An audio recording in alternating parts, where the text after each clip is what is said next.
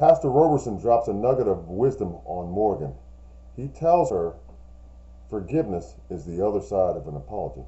I wonder if she was listening. I hope so. Yeah, I hope so serious too. nugget, for sure. Yeah. But we'll get into it. That's a keeper. I definitely agree with that. Welcome to Cliff Alerts. Today we're going to be talking about Lifetime Network's reality-based TV series, Married at First Sight, season number 15, episode number 7.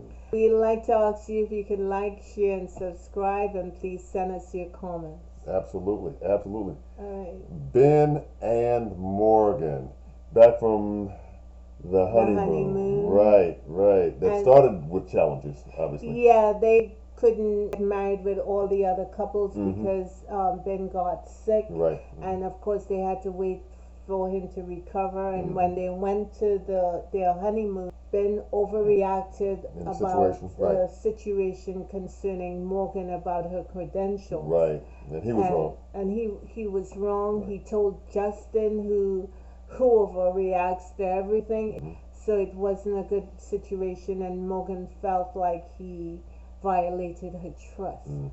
So we pick it up once they're back in San Diego. Experience to have a shared living space, right? For 8 weeks. The show is providing a living space for them for 8 weeks, so they can sort of like cement their marriages one way or the other. And they liked the spot that they were in. Yeah, they were sitting down talking on the couch and kind of laughing and joking with each other. Well, Binh is on the frugal side. I won't say cheap, he's frugal. And I guess his people told him that, unplug stuff when you're not using it, turn off lights. So that's how he was raised, and that's how he rolled. Right, and he was kind of like laying it out to Morgan, wasn't he? Yeah, but she took it in a good way, that she'll do her laundry before. I believe it was 4 o'clock. Something like that, yeah. Pulling things out of the socket when she's not using it. That's good for now, but when real life hits you, it's like, Yeah. But you really gonna do that? But at least she agrees to something that he would like her to do. Right. So that was good. Yeah. She went to her apartment, and we see Binh arriving to see her spot. Yes. And the first thing he looked at in her kitchen, she had this massive espresso machine. Yeah. And he is talking about it's so big, maybe she could get another one. This coffee is, the beverage of the gods. He don't know. People can get hurt messing with somebody's coffee, boy. If you don't know, my God. Somebody, man. Because I didn't have many a day where I had to duck you little upper body movement because she was gonna punch me. What are you telling the people? Me? Gotta come out of my mouth. In any event, someone's coffee situation is their situation. Right. If you're now coming in, just leave it alone. That's how I think. Absolutely. Yeah, you're not. Even though you're married, you're not familiar with her space, so you can't. You can't just be ordering stuff around. Right. I mean, they need to chill out. Yeah, Morgan whipped out a massage tool or something that she kind of tried on him, right? She apparently kind of uses that to kind of de-stress herself. And quiet as it's kept, Binh wants to have sex. Okay. That's what I got from that whole sequence. Let's see, he's ready to go, huh? The dude who is talking about his trust performance. Oh yeah. She close with basically like a toy. Oh boy. Telling his eyes. What do you want to do? He's a young man. Right. She's close thing. He's attracted to her. Right. You know what it is. Yeah, just putting all the pieces of the puzzle together. Yeah. Right. For the picture, the whole picture. Exactly. Max came through, and Max is her cat. Right. And Max is a little skittish about new people in the home. So, she introduced him to Max. and he touched Max a little hesitantly. Yeah, but he kind of warmed up, didn't he? Max kind of warmed up a little bit, didn't he? Max warmed up, but I'm not sure Ben did. warmed up Right, either. right. You could see him putting it on, but he was trying though, wasn't he? He was trying. He was making an effort. I could appreciate that. And that's all you can ask, really, right? Exactly. Right. Okay. And then Dr. Roberson makes a visit. Visits Morgan and Ben to kind of check on them and see how they're doing and let them know that, hey, look, you guys are going to be here for 8 weeks in your new living space, and this is what it's going to be. So how things going so far? And Morgan was wearing her scrubs. Thank you very much, because he just put her in a bad place, right, saying that she didn't have her credentials. Right. That's not cool. Right. So, and they shared that with Dr. Roberson right up front. That was the first thing that they dealt with. And according to Morgan, if you cross her, she's done. She's not messing with you again. She's not rocking with you anymore. And so Ben admitted that he overreacted and he had apologized. And what Pastor Roberson made it a point to say to both of them was that it takes time to learn how to be married. That's what I talk about. You could sit and talk about all the niceties that you're going to do, but it does take time for two people to gel together. Right. Because upsets are going to happen. You're not sure about this. Sure. Because you still feel unbalanced when you're newlywed anyway. Right. You're learning each other. Couples didn't have that opportunity. Right. So I thought I was grateful to see the pastor giving them some sort of wisdom that they can work with, because Morgan was breaking down why she's so cutthroat about anyone betraying her. Yeah, she's done.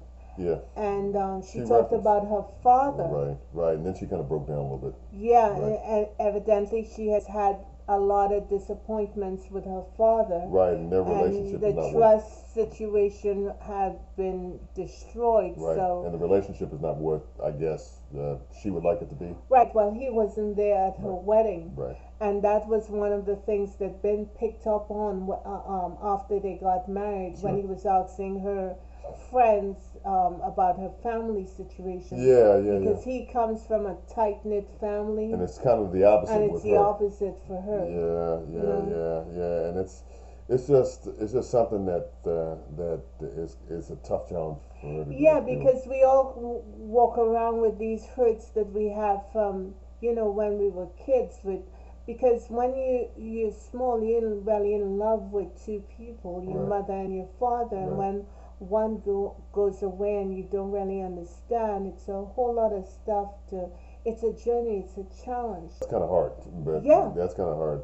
So I felt for her, and I could see that Ben was sincere about his apology, and he understood that he stepped over a boundary that she had. Yeah, and something Ortiz, Morgan needs to understand, and Pastor Roberson made that point to her, and I thought was a really great way. He said, "Listen, Morgan, I understand that you're hurt, but forgiveness is the other side of that apology, and you need to understand that so that you can move on. Because if you put up your walls, you're the only one that's going to be able to take it." Yeah, you're hindering the love, you're hindering the experience, you're hindering the intimacy, you're hindering everything. And it's up to you. And you could see she hit him. The light bulb went on. The light bulb went on, and you could see her, and she softened a little bit. Yes. And bless his heart, started hitting her like,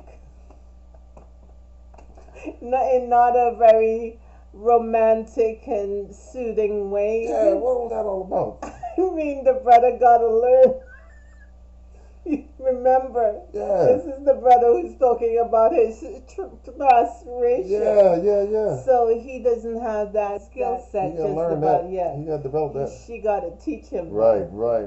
Pastor Roberson made also another point that, their future as a married couple is contingent on her removing those walls. Right, because that could be a blockage, because they're gonna have upset. They're gonna have times when they disappoint each other. Right. They're gonna have times when there's gonna be a trust issue based on her understanding of how stuff should go. Right. So she gotta make herself soft and put that door open. Yeah.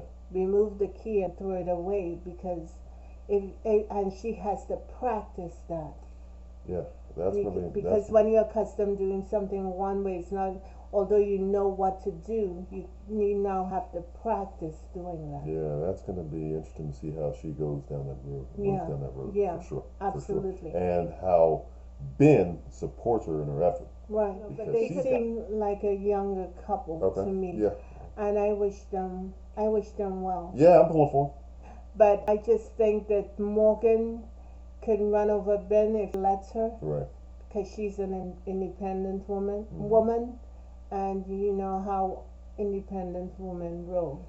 Yeah, but I think the thing that maybe both of them, and just from Morgan's standpoint, is that there's such a thing as interdependence. Independence within the context or confines of your marital relationship. She could be a whole self, exactly. And he could be his right whole within self. the context of their marriage, and have it be okay, where they're that part of it's okay is an aspect in their marriage, but they're still dependent upon each other. But I'm glad she doesn't have the characteristics like his mother, because he's a mama's boy.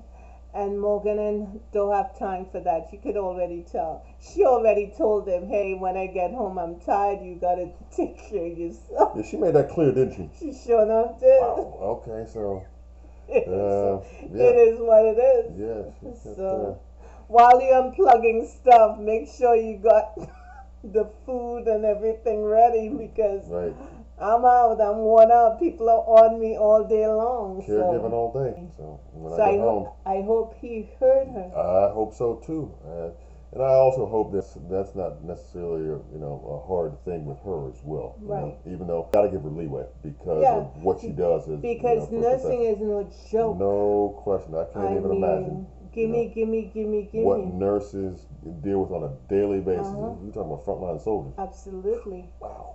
Anybody in healthcare, really. Yes. Anyway, that's all we have. Please like, share, and subscribe. Please send us your comments on what you think about this couple, how to really tame an independent woman. Yeah. I'm not sure if Ben has the skill set to do that, but we shall see. Yeah, and also like Pastor Roberson said, that other side of that apology coin, being forgiveness. For both of them. Right, absolutely. Not just one, Not for just both of them. For both, absolutely. All right, we out. See you in the next bit. See y'all. Bye-bye. Bye.